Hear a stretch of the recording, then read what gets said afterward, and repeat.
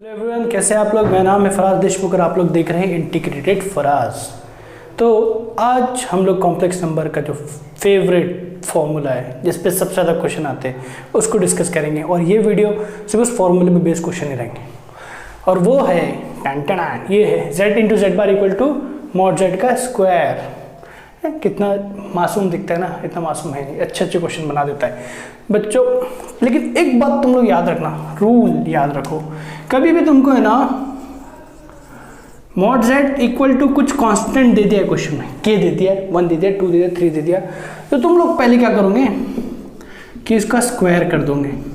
देखो ये दिया है, या तो क्वेश्चन में ऐसा भी दे सकता है कि यूनिमॉड्यूलर है, तो यूनिमॉड्यूलर मतलब जिसका मॉडुलस 1 है, ऐसा भी दे सकता है, राइट। तो मतलब mod Z equal to something दे दिया है और उसको यूज तुमको करना है, तो तुम क्या करोगे स्क्वायर कर दोगे, क्योंकि स्क्वायर इसलिए करोगे ये प्रॉपर्टी लगाना है उधर, कहीं तो भी कहीं भी फिट कर देना, कैसे भी फिट कर देना प्रॉपर्टी। तो तुम फिर इसको लिखोगे z इंटू जेड बार, क्योंकि यही प्रॉपर्टी है। फिर इधर क्या करोगे जेड बार इक्वल टू के स्क्वायर बाय जेड, या तो z इक्वल टू के स्क्वायर बाय जेड बार, ऐसा कुछ तो भी यूज करोगे इन दोनों में से कोई एक। तो जो है ना, ये बड़ा काम का है, ये रूल मैक्सिमम क्वेश्चन हो जाएंगे। अब देखो कोई भरोसा तो नहीं है कि हर क्वेश्चन हो जाए, लेकिन मैक्सिमम क्वेश्चन हो जाएंगे। और जेई के तुम पैटर्न देखो ना, ऐसे आते हैं। फॉर एग्जाम्पल ये क्वेश्चन जेई का कि दिस इक्वल टू 1, मतलब इन तीनों को उसने 1 से इक्वेट कर दिया ना बस, और ये भी 1 दिया और बोल दिया फाइंड वैल्यू ऑफ दिस। तो बच्चों पहले मैं तुमको क्या बताया रूल के हिसाब से कि मॉड जेड 1 इक्वल टू 1 दिया है, तो हमने क्या बोला कोई भी कांस्टेंट स्क्वायरिंग कर देंगे, तो इसको स्क्वायरिंग कर दो। स्क्वायरिंग किया, फिर इसको लिखा z1 इंटू जेड1 बार, हमारी property mod z square equal to z into Z bar, तो हो जाएगा 1। तो z1 बार इक्वल टू हो गया 1 बाय z1। क्यों मैंने ये यूज़ करने, ये दोनों में से कोई भी यूज़ कर सकता हूँ ना, किसी को भी एक को भेज सकता हूँ, तो मैंने किसको भेजा z1 को भेजा, क्योंकि मेरे को 1 बाय z1 निकालना है, 1 बाय z1 निकालना है बोल के 1 बाय z1 को भेजा, तो मेरे को 1 बाय z1 क्या मिला z1 बार। अब तुम लोग समझदार हो कि मॉड z2 इक्वल टू 1 है, तो उसको भी स्क्वायरिंग करेंगे और z2 इंटू जेड2 बार करेंगे इक्वल टू, तो z2 बार को रहने दूंगा और z2 को नीचे भेज दूंगा, ये भी मिल गया, ये मिला। और लास्ट में जो मैं मेहनत नहीं करने वाला हूँ z3 बार इक्वल टू क्या मिलेगा मेरे को 1 बाय z3, क्योंकि मैंने भी इसको स्क्वायरिंग करूँगा, वही हरकतें रिपीट करूँगा। तो ये मेरे को निकल चुका है। और मेरे को एक और चीज़ दी है z1 to z2 plus z2 का मॉड इक्वल टू 1, और पूछा ये है। तो बच्चों पहले इसको देखते हैं। तो ये देखो ये 1 बाय z1 और 1 बाय z2 और 1 बाय z3 की जगह 1 बाय z1 की जगह मैं z1 बार लिख सकता हूँ ना, तो z1 बार लिख देता हूँ। फिर इसकी जगह z2 बार लिख सकता हूँ, यस। इसकी जगह z3 बार लिख सकता हूँ, यस। और बच्चा जानता है कि मैं इसका होल बार लिख देता हूँ, क्योंकि मेरे को दिया क्या है z1 plus z2 plus z3 दिया है। तो मैंने क्या किया, ये बार ऊपर पूरे पे डाल दिया, क्योंकि बार ऑटोमेटिकली बटने वाला था, तो मैंने उल्टा काम किया। और मुझे पता है, क्या पता है कि मुझे ये भी पता है कि मॉड z1 का बार से कुछ फर्क नहीं पड़ता, मॉड z1 का बार इक्वल टू मॉड z होता है। तो बच्चों क्या हुआ, इसका बार हटा देते हैं, क्योंकि ये बिना बार के और बार के साथ मॉड की वैल्यू सेम ही होती है। तो ये हो गया mod z1 plus mod z2 plus mod z3। तो और ये क्वेश्चन में दिया है 1। तो बच्चों स्टेप देखे, कांस्टेंट था, स्क्वायरिंग ये करे, फिर जो गिवन था उसमें यहाँ से सब्स्टिट्यूट करे, फिर बार कॉमन लिए, फिर मॉड बार को हटा देता है इस प्रॉपर्टी से, और लास्ट में इसकी वैल्यू दी हुई थी उसको यूज़ किए। काफ़ी आसान था ना, लेकिन ये बड़ा कंफ्यूजिंग है, तो दिमाग में आना मुश्किल है, लेकिन तुम अगर ये बात याद रखोगे ना तो ये आसानी से आ जाएगा। अगर मान लो मैं तुम लोग को एक ब्रेनस्टॉर्मिंग जैसा एक चीज़ पूछता हूँ फटाफट। मान लो mod z1 equal to mod z2 equal to mod z3 सब दिया है 1 के इक्वल, और z1 plus z2 plus z3 dot dot dot ये दिया है 2 दे दिया है, और पूछ लिया है 1 by z1 plus 1 by z2 plus 1 by z3 dot dot. इसको पॉज करके ट्राई करना कर लो। मेरे हिसाब से तो ऑल आंसर देंगे तो बेटर है। तो इसका आंसर क्या रहेगा बताओ? 1 नहीं, क्योंकि लास्ट में ये मिलता है और इसकी वैल्यू इसमें क्या दिया है 2, तो ये क्या रहेगा 2। समझ में आई बात? क्योंकि 1/z1 को तुम z1 बार लिखने वाले हो, क्योंकि z1 स्क्वायरिंग करके वो सब हरकतें, ये सब हरकतें तो करोगे। 1/z1 को z1 बार, 1/z2 को z2 बार, z3 बार, तो z1 + z2 + z3 zn whole का बार हो जाएगा, मॉड उसको हटा देगा तो ये टर्म बन जाएगा और वो क्वेश्चन लिख दिया है 2। तो वजह ऐसे होता है, ये रूल बड़ा इंपॉर्टेंट है। ऐसे ही मिलते जुलते एक और क्वेश्चन देता हूँ मैं, ये रूल अच्छे समझने के लिए। जैसे कि ये क्वेश्चन है कि इसमें mod z = 1 है, mod z = 2 है, mod z = 3 और ये कुछ अजीब सा पूछा है और z1 + z2 + z3 का मॉड अपने को 5 दिया है। तो बच्चों इधर दिमाग नहीं चल रहा ना, दिमाग चलने के लिए एक बात तो दिख गई कि समथिंग इक्वल टू कांस्टेंट है, mod = k, तो गोल्डन रूल लिखा था ना। तो मेरे को दिमाग में आया कि यार ये कांस्टेंट है, तो मैंने जो गोल्डन रूल में पढ़ा यार स्क्वायर करने पे इसको मैं ऐसे लिख सकता हूँ और फाइनली मैं इसको ऐसे लिख सकता हूँ। हाँ यार ऐसा तो लिख सकता हूँ। सिमिलरली कि mod z2 का स्क्वायर भी करेंगे तो इसका भी स्क्वायर कर दो तो ये 4 हो जाएगा, फिर z2 bar into z2 into z2 bar equal to 4 हो जाएगा, फिर z2 बार इक्वल टू मैं 4/z2 लिख सकता हूँ। हाँ ये तक ठीक है, लेकिन इसको इसमें बैठाएंगे कैसे देखते बाद में, पहले जितना मालूम उतना कर तो लेते हैं। फिर mod z3 3 है तो थोड़ी मेहनत करो तुम लोग भी, ये हो जाएगा 9/z3। तो ये हो गया 3 चीज़ें, this is what we got.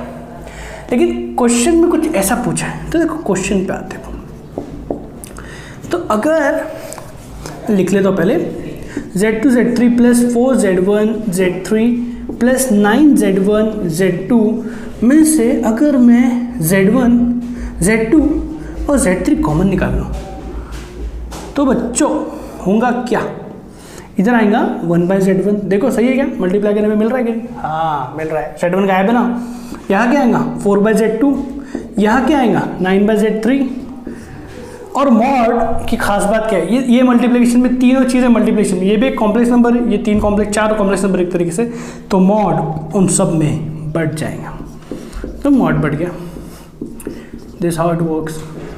और कितनी खुशी की बात है कि हमको यही तो चीज़ें मिली उधर। 1/z1 z1 बार, 4/z2 z2 बार, 9/z3 z3 बार। तो मुझे इन सब की वैल्यू तो पता ही है, बाद में पुट करता हूँ mod z1 mod z2 mod z3, क्योंकि ये तो क्वेश्चन दी हुई है। और इधर क्या आ गया z1 बार प्लस, क्योंकि 4/z2 z2 बार है ना, z2 बार, फिर 9/z3 z3 बार, ये आ गया। तो होल बार लेंगे इसका और ये बार उस मोड में भस्म हो जाएगा, ऐसा कुछ हो जाएगा। और यहाँ तो अपने वही पुराने खिलाड़ी चल रहे हैं। यस, बहुत ही मेहनत है लिखने में, हम लोग भी लिखो। तो ये देखो 1 2 3, इन सब की वैल्यू 1 × 2 × 3, और ये क्या हो गया 5। तो बच्चों 6 × 5 = 30 आंसर है। तो इसकी वैल्यू क्या है 30। देखो कितना अच्छा इस्तेमाल था प्रॉपर्टी का। अब जे का क्वेश्चन है एकदम इजी, मतलब ऐसे ओरली हो जाएगा तुम लोग का। तो देखते मैं जादू से लेके आता हूँ क्वेश्चन, देखो आ गया ना। तो जे क्वेश्चन और जुगाड़ू क्वेश्चन, जुगाड़ू क्यों बोलते बाद में बताऊँगा। जे का क्वेश्चन पहले देख लेते हैं। इफ z इज यूनिमॉडुलर, मतलब क्या बोल दिया इनडायरेक्टली, mod z = 1 है ना, हमको पता है। देन ये लाइक इस पे करेंगे सर्कल पे, real axis, imaginary axis, none of these. तो mod z = 1 दिया है, तो हम लोग तो पूर्वजों से एक ही मेथड चल रहा है कि हम स्क्वायरिंग करेंगे, z बार इंटू z = 1 लिखेंगे और हमको जो सही लगा वो यूज़ करेंगे। अब देखो ये जो चीज़ है इसको मैं लिखता हूँ पहले। तो बच्चों एक बात समझ में आई तुमको कि मैं अगर बोथ साइड को z से डिवाइड कर दूँ तो z/z तो 1 हो जाएगा और ये z हो जाएगा और ये 1/z हो जाएगा। तो मालूम क्या पड़ा कि मैं 1/z ला पा रहा हूँ, तो मैं क्या करूँगा इधर से 1/z का देख लूँगा कि 1/z क्या होता है z बार, तो ये यूज़ करूँगा मैं, राइट। तो 1/z z बार होता है, तो z माइनस z बार हो गया, क्योंकि अपने को क्वेश्चन में z यूनिमॉडुलर दिया है और वहाँ से ये चीज़ मिली। तो हम लोग बच्चा जानता है कि z अगर x प्लस आई वाई लिख दूँ और z बार x माइनस आई वाई लिख दूँ तो हमको इधर 2i मिलेगा, और ये i से डिवाइड और मल्टीप्लाई करूँ तो नीचे आई स्क्वायर हो जाएगा -2i। तो ये क्या है, ये प्योरली इमेजिनरी है, तो ये इमेजिनरी एक्सिस पर रहेगा। मतलब ये जो भी है ये हमेशा इमेजिनरी एक्सिस पर रहेगा। तो y अगर पॉजिटिव रहा तो नीचे रहेगा, और अगर y नेगेटिव रहा तो ऊपर रहेगा, क्योंकि माइनस से तो साइन उल्टी हो जाएगी पॉजिटिव के लिए। तो मतलब ये पॉइंट हमेशा इधर रहेगा, तो आंसर क्या रहेगा, इमेजिनरी एक्सिस। तो बच्चों कितना आसानी से हो गया ना, हमको बस यहाँ पर 1/z लाना था, तो मैंने सोचा z से डिवाइड कर देता हूँ, तो z तो क्या -1/z, तो z दिखते से खुशी नहीं, खुशी कंट्रोल नहीं, z बार लिख दिया, फिर आंसर आ गया। बच्चों ये जेई का क्वेश्चन था, और उस क्वेश्चन पे बेस हम लोग जुगाड़ करके दूसरे क्वेश्चन बना सकते हैं, इसलिए उसको जुगाड़ क्वेश्चन बोला। जैसे कि ये क्वेश्चन को देखो ध्यान से, z² + 1/z लाई ऑन किस पे, अगर mod z = 1 है, mod z = 1, अभी तो यार प्रैक्टिस हो गई यार काफ़ी कि z बार = 1/z। हाँ यार 1/z ये तो अपने पता है। तो अब इधर कैसे बैठाऊँ, तो मैं नीचे लिखता हूँ z + 1/z, सबको दिखा कि नहीं, z बांट दिया।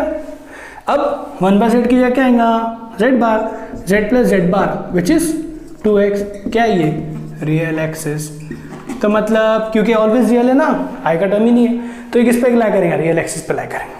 अच्छा मान लो अगर ये क्वेश्चन होता 2019 एडवांस में भी एक क्वेश्चन आया था, z + z बार के बेस पे क्वेश्चन आया था, उसको सॉल्व करने की जरूरत ही नहीं थी।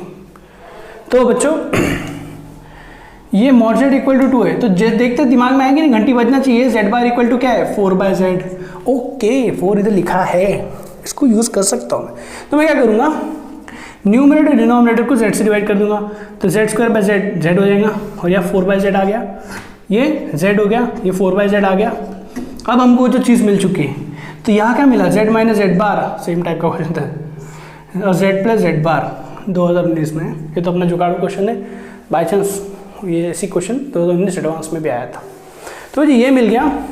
तो बेसिकली ये क्या 2i है, और ये क्या 2x है, 2 कैंसिल, तो ये i y/x, तो किस पे लाई कर रहा है, y/x कुछ भी हो, x ≠ 0 होना चाहिए बस, तो कुछ भी हो, लेकिन ये i से मल्टीप्लाई होगा हमेशा, मतलब ये हमेशा इमेजिनरी एक्सिस पे रहने वाला है। तो ये हमेशा इमेजिनरी एक्सिस पे रहने वाला है। अगर मैं पूछता कि इसका लोकस बताओ, तो तुम बोलोगे इसका लोकस ये कि हमेशा इमेजिनरी एक्सिस पे घूमता है, सॉरी इसका लोकस बताओ, तो ये इमेजिनरी एक्सिस पे, और इसका हमने निकाले ये हमेशा रियल एक्सिस पे घूमता है।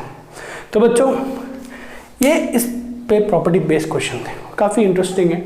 तो ये गोल्डन रूल याद करोगे ना तो बहुत ही फ़ायदा हो जाएगा, और मैक्सिमम क्वेश्चन हो जाएंगे। और आगे चैप्टर बढ़ाते हैं नेक्स्ट वीडियो में। Thank you.